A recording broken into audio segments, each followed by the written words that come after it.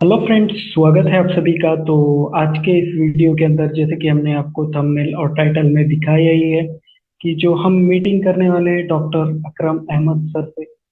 तो ये इन्होंने जो है तो अपना B pharm diploma in pharmacy और फार्म डी जो डॉक्टरेट ऑफ फार्मेसी कोर्स होता है, इन्होंने इंडिया से ही किया है। और सर करंटली वर्क टीचिंग कर रहे हैं ऑस्ट्रेलिया में, ओके, एज अ प्रोफेसर। और सर का जो एक्सपीरियंस है, पहले तो सर ने फार्म डी इंडिया से ही कंप्लीट किया है। और उसके बाद सर ने जो है तो 5 ईयर का टीचिंग एक्सपीरियंस है सर को मलेशिया में। और उसके बाद जो है तो ऑस्ट्रेलिया में सर ने पीएचडी कंप्लीट की है।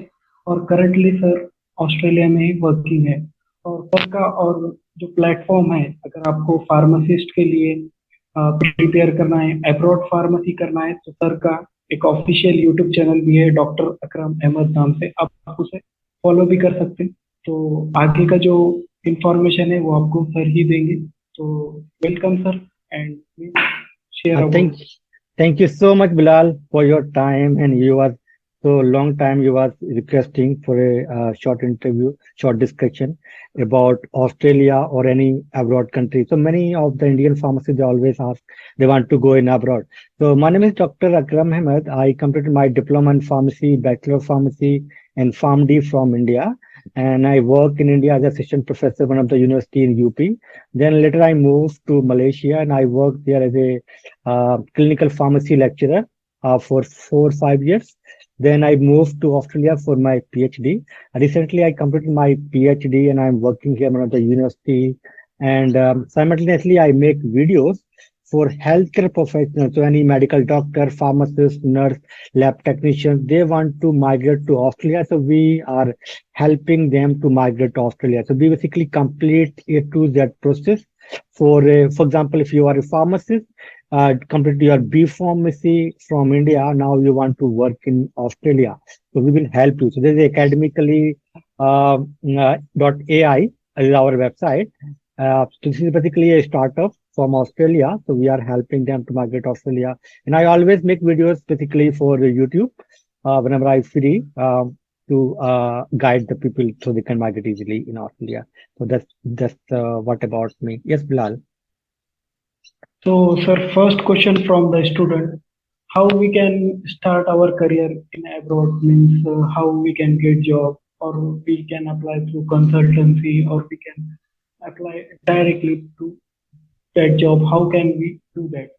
So basically, the student very confused. They always say in which country they have to go and how they have to find a job. Or the main problem they need that is there any agent we need to pay the fees for the agent or can we get directly job?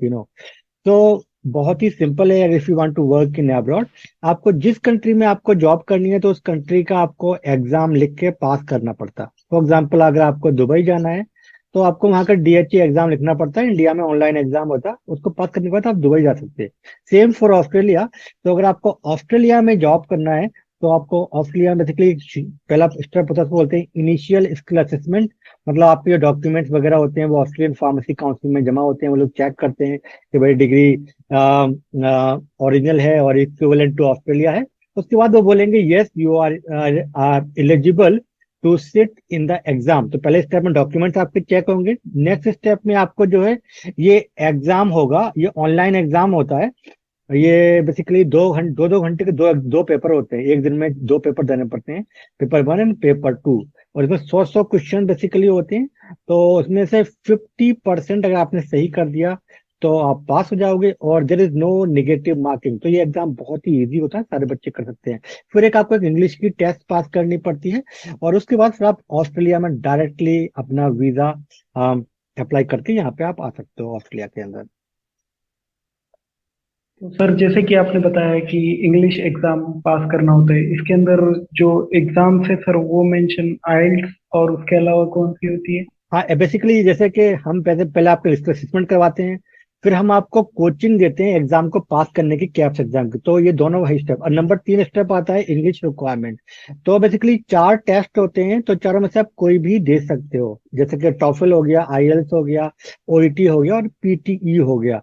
तो हम आपको PTE की preparation करवाते हैं। हमारा lecture आपको PTE की preparation कराएगा। तो वो भी ये तीनों स्टेप हम ही कंप्लीट करेंगे, क्योंकि पीटी क्या है, बहुत ही इजी एग्जाम होता है एज कम्पेयर टू आईएल्स और टॉफल में। तो फॉर एग्जाम्पल अगर आपके आईएल्स में 6 स्कोर आ रहा है तो पीटी में आपका 7 आ जाएगा। तो इसमें सारी के सारे जो हेल्थ केयर प्रोफेशनल्स हैं वो प्रिफर्ड कर रहे हैं आज की डेट में जो है पीटी एग्जाम। और ये बहुत ही इजी एग्जाम, बहुत सारे बच्चे जो हैं इंडियन बच्चे डरते रहते, बोलते सर हम फार्मेसी तो एग्जाम हम पास कर लेते और थोड़ा सा हमको डर लगता है इंग्लिश में, क्योंकि हमारा जो हमने हिंदी मीडियम में पढ़ाई किया या हमने मराठी मीडियम में पढ़ाई किया, मतलब जो भी आपका जो स्टेट बोर्ड में आपने अगर पढ़ाई किया, तो बच्चे थोड़ा सा डरते रहते हैं कि सर हमारी इंग्लिश इतनी अच्छी नहीं है तो हम क्या करें, है ना। तो डरने की बात नहीं है। उस केस में आपको अगर बहुत ज्यादा डर है तो आप पहले इंग्लिश भी पास कर सकते हो बाद में, क्योंकि ऐसा कोई भी वो नहीं है कि आपको बाद में ही करनी है, आप पहले उसको पास कर, पहले आप इंग्लिश कर लो। आपका अगर इंग्लिश में डर है उसके बाद फिर आप फार्मेसी का एग्जाम पास कर लो। तो हम दोनों ही तरीके से करवाते हैं बच्चे की, जैसे वो बच्चा अगर चाहता है तो उसको हम ऐसा करवा देते हैं। ओके सर, जो नेक्स्ट क्वेश्चन आता है स्टूडेंट की तरफ से कि सर हम डिप्लोमा के बाद अब्रॉड अप्लाई कर सकते हैं क्या एज अ फार्मासिस्ट के हाँ, लिए, तो बेसिकली इसका एक क्लियर। बेसिकली जो वर्ल्ड वाइड जो अगर सिनेरियो देखें तो पूरी दुनिया में आज सारी कंट्रीज जो रिकॉग्नाइज करती हैं फार्मासिस्ट को वो होती है डिग्री मिनिमम। डिप्लोमा को कोई भी कंट्री रिकॉग्नाइज नहीं करती है एक्सेप्ट इंडिया या छोटी मोटी जो कंट्री आसपास की, जैसे कि बांग्लादेश हो गया, पाकिस्तान हो गया या श्रीलंका, इनको छोड़ दो। इवन दुबई भी रिकॉग्नाइज नहीं करता फार्मासिस्ट को एज ए फार्मासिस्ट। तो बेसिकली जो डिप्लोमा वाले हैं उनको बोलते हैं असिस्टेंट फार्मासिस्ट काम करते हैं वो, या फार्मेसी टेक्नीशियन काम करते हैं वो। तो जो एक फार्मासिस्ट होगा, जो डिग्री होल्डर होगा, बी फार्म होल्डर या फार्म डी होल्डर, उसके अंडर में आप जॉब करोगे तो आप असिस्टेंट या फार्मेसी टेक्नीशियन की आपकी जॉब होती है। तो वो उसके लिए भी आपको एग्जाम पास करना पड़ता है, दुबई के लिए आपको डीएचए पास करना पड़ेगा। तो ऐसे ही डिफरेंट डिफरेंट जो कंट्री है, ओमान, कतर, इन सारी कंट्री में बहुत सारी जॉब्स होती हैं। ऑस्ट्रेलिया में भी जॉब होती है फार्मेसी टेक्नीशियन की, पर थोड़ा सा वीजा मिलने में दिक्कत रहती है टेक्नीशियन के लिए। पर जो बी फॉर्म के जो बच्चे होते हैं उनको तो कोई प्रॉब्लम नहीं है, उनको श्योरिटी उनको वीजा मिल जाती है। ओके सर, तो जो हमारा थर्ड क्वेश्चन है सर कि मतलब जैसे कि यहाँ पर इंडिया में जैसे कि बहुत सारे इंडस्ट्रियल वैकेंसीज है इंडस्ट्रियल फार्मासिस्ट के लिए, प्रोडक्शन में, क्वालिटी एश्योरेंस में, क्वालिटी कंट्रोल में, ऐसे वैकेंसीज अब्रॉड में होते हैं क्या सर? मतलब ये कंफ्यूज है बहुत सारे स्टूडेंट। यस, बेसिकली अगर आप फार्मासिस्ट का जो काम होता है ना, फार्मासिस्ट का सिर्फ दो ही काम होता है, वो होता है या तो रिटेल फार्मेसी में जॉब करे वो, या हॉस्पिटल में काम करे। क्योंकि लाइसेंस जो रजिस्टर्ड फार्मासिस्ट है इन दोनों जगह के लिए मैंडेटरी होता है। कोई लाइसेंस भी अगर इंडिया में भी देखो आप, आपके नाम पे ही मिलता है ना। आल्दो ये बात अलग है कि बहुत सारे लोग रेंट पे दे देते हैं, अभी जैसा चल रहा है वहां पर इंडिया में। तो ऐसे ही विदेश में जो फार्मासिस्ट जो एग्जाम आप लिखोगे, लाइसेंस जो आपको मिलेगा वो फार्मासिस्ट का मिलेगा। उसमें आपको हॉस्पिटल फार्मेसी की जॉब मिलेगी, रिटेल फार्मेसी की जॉब मिलेगी। मगर अब बात रहती है कि भाई जो इंडस्ट्रियल फार्मासिस्ट है उसका क्या प्रोस्पेक्ट है, क्या उसके लिए कोई एग्जाम होता है या नहीं होता है। तो इंडस्ट्रियल फार्मेसी के लिए कोई भी एग्जाम नहीं होता है, डायरेक्टली आपको जॉब मिल सकती है, ठीक है। अब क्या होता है, ये छोटी छोटी कंट्रीज हैं तो यहाँ पर मैन्युफैक्चरिंग की इतनी फैसिलिटीज ये लोग available. For example Australia Australia में सिर्फ 2.5 करोड़ पॉपुलेशन है और ये बहुत बड़ा देश है, ठीक है। तो ये लोग मालदर कंट्री है, तो ये लोग क्या करते हैं, दूसरी कंट्री से इंपोर्ट करते हैं मेडिसिन, मैक्सिमम मेडिसिन। तो इतनी फार्मास्यूटिकल इंडस्ट्री यहाँ पर नहीं है ना। तो फॉर एग्जाम्पल एवन ये इंडिया से ही यहाँ इंपोर्ट करते, बहुत सारी जो इंडियन टॉप कंपनीज हैं, एलेम्बिक हो गई, सिप्ला हो गई, ना बड़ी बड़ी जितनी भी कंपनीज है वो सारे के सारे यहाँ पर एक्सपोर्ट करते हैं ऑस्ट्रेलिया के लिए। तो इसीलिए जो इंडस्ट्रियल फार्मेसी का स्कोप थोड़ा सा कम रहता है एब्रॉड में। अगर आपको एब्रॉड में जाना है तो शुरू से सिंपल फार्मूला, सिंपल फंडा है कि आपको किसी मेडिकल स्टोर पे काम करो या किसी हॉस्पिटल में काम करो, अगर आपको विदेश में जाना है। और इंडस्ट्री में बिल्कुल मत जाओ मेरे हिसाब से। मैं आज तक बहुत सारे लोग मेरे को बोलते हैं सर मेरे को 10 साल एक्सपीरियंस है, 15 साल मेरा एक्सपीरियंस है इंडस्ट्री में, सर मेरे को जॉब कैसे मिलेगी, क्या होगा। तो यहाँ इतनी इंडस्ट्री होती ही नहीं, जैसे मैंने बताया। अब ये एक बार लगा लीजिए कि भाई मुंबई का जो पॉपुलेशन होगा वो 2.5 करोड़ से ज्यादा ही होगा, और मुंबई के लिए कितनी कंपनी चाहिए। अब इंडिया तो 140 करोड़ पॉपुलेशन है हमारे पूरे देश की, तो ऐसे तो बहुत सारी कंपनीज इसलिए है वहां पर अगर मुंबई सिर्फ एक पूरा देश होता तो उसको कितनी कंपनी वो रखता अपने वहां पर, है ना। तो इस हिसाब से आप सोचो तो इतनी अपॉर्चुनिटीज नहीं। सेम फोर अगर आप जाओ दुबई में तो वो लोग भी दूसरी कंट्री से ही इम्पोर्ट कर लेते हैं, ठीक है। तो फिर उनको भी इतनी नीड नहीं रहती, तो इसमें जॉब का अपॉर्चुनिटी थोड़ा सा कम रहती है अब्रॉड में जो इंडस्ट्रियल फार्मासिस्ट होते हैं। मगर अगर आपको इंडिया में ही रहना है, इंडिया में ही आपको जॉब करनी है, तो फिर आपके लिए अच्छा ऑप्शन हो सकता है इंडस्ट्रियल फार्मेसी, पर विदेश के लिए आपको रिटेल या हॉस्पिटल फार्मेसी में जाना पड़ेगा।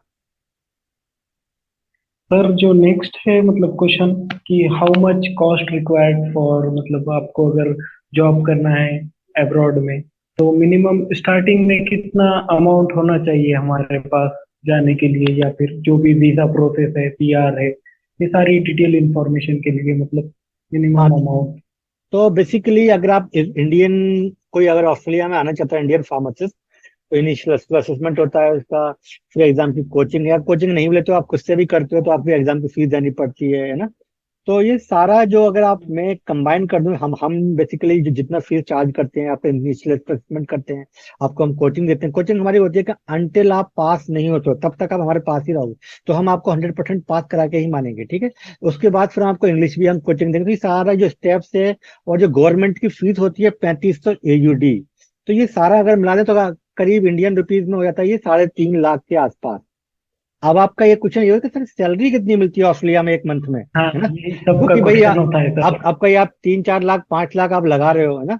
तो अगर आपने 6-7 लाख में आपका पूरा प्रोसेस हो जाएगा, आप ऑस्ट्रेलिया में आ जाओगे, ठीक है, 6 लाख के आसपास में। एक सिंगल बंदा बोल रहा हूँ, अब कोई बंदे के भाई वाइफ है, बच्चे हैं, वो एक केस अलग हो जाएगा, उसको बड़े, पर मैं तो सिंगल बंदा है तो 5-6 लाख में आ सकता है यहाँ पर।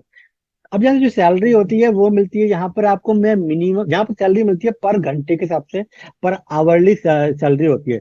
तो $30 मिलेंगे आपको जब आपकी पहली जॉब होगी। पहली जॉब बेसिकली इंटर्नशिप करनी पड़ती है आपको 12 महीने तक, और उसके बाद फिर आपकी जो रजिस्टर्ड फार्मेसिस्ट बन जाओगे तो फिर आपकी सैलरी हो जाती है वही $40 $50 पर आवर के हिसाब से। पर ऑन एज एवरेज अगर आप इनको इंडियन रुपीज में बताऊं आपको मैं, तो ये अराउंड में 3 लाख के आसपास पर मंथ सैलरी आपको मिलती है। और अगर आप सिंगल आते हो तो आप एटलीस्ट 1.5 लाख के आसपास आप सेविंग कर सकते हो, है ना। अगर आप सिंगल हो, अगर आप तो, है ना।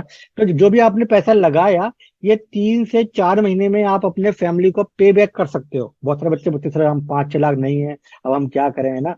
तो अगर आपको विदेश को, इंडिया में तो इतना स्कोप नहीं है, तो आप लोग सभी लोग जानते हैं, मैं तो खुद ही बहुत सारे बच्चे पूछ रहे थे, तो आपको इतना इंतजाम तो करना ही पड़ता। इवन अगर आप दुबई भी जाना चाहते हो, मतलब बच्चों तो समय इतने हाँ पसंद कि आप दुबई का क्या प्रोसेस, वहां कितना पैसा लगेगा, तो दुबई के लिए भी एटलीस्ट आपको 1.5 लाख रुपया लगता पूरा प्रोसेस करने में, ठीक है।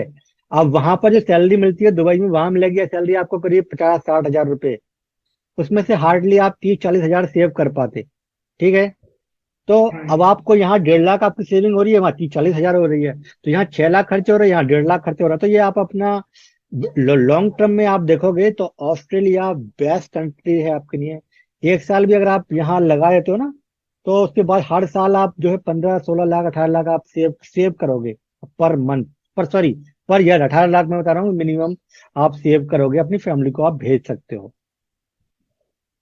तो 18 लाख, ये 15 लाख या 18 लाख आप सेव कर सकते ईयरली, जो कि यस, बहुत मैंने बड़ा अमाउंट होता है। मैंने बताया आपको, मतलब इतने हाँ। ये खर्चा वर्चा टैक्स वैक्स काटने के बाद में बता रहा आपको, हाँ, क्योंकि देखिए सेल, स्टूडेंट्स, यस, मतलब बहुत ही ज्यादा अमाउंट है यहाँ पर। आप अगर 10 ईयर का एक्सपीरियंस भी लेते हैं इंडिया में इंडस्ट्रियल फार्मेसी के अंदर, तो इतना आपकी सेविंग नहीं हो सकती है इंडिया में भी रहकर।